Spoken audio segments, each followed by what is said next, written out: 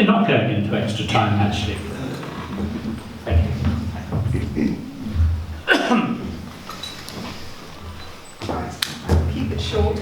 I'm reading from paper because it's large type and I can see it. Okay. Mark slid off the couch. So what do you think, Doc? 20? 25? Dr. Zimmerman was staring at the screen and it took him a moment to answer. Well, let's not get carried away.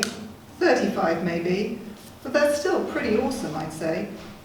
He turned and smiled, and his pale eyes were like marbles behind thick lenses. The glasses were an affectation. His sight was perfect. But academics were fond of wearing these redundant 20th century accoutrements as a symbol of their intellectual prowess. Mark frowned. He was expecting better. He didn't take all those pills to be 35. 35 was perilously close to 40, and his father had dropped dead when he was 43. Just 6 months after Mark had bought them a big house in the Napa Valley, with 200 acres of vines and an award-winning winery, his father had suffered a fatal heart attack. He was eating breakfast when it happened, and Mark's mother assumed he was choking on a pain raisin and administered the Heimlich manoeuvre.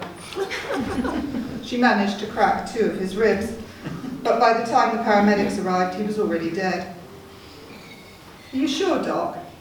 You said 25 last time. Dr. Zimmerman's smile widened to a grin. I'm just kidding with you. Biologically, you're not a day over 25.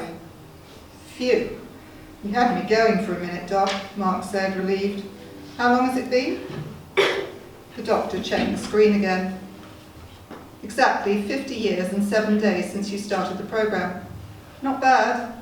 You're in the top 1%. Keep going and you might even break some records. What about the others? How are they doing? How about Jeff? It wasn't a competition, but Mark couldn't help himself. Everything was a competition. If you weren't competing, you were out of the game. When a batch of new recruits joined the company, fresh out of Stanford or MIT, he told them to treat their colleagues like the enemy. To win, you had to be better, faster, more devious.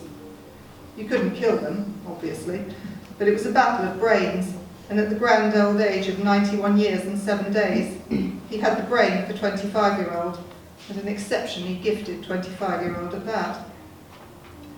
You know I can't share that information with you, Dr. Simmons said. Anyway, it's not a fair comparison, is it? Jeff was a lot older than you when he started. We're not miracle workers. Mark put his trainers back on and tied the laces. Don't sell yourself short, Doc. I'm relying on you to keep me going for at least a millennium or so.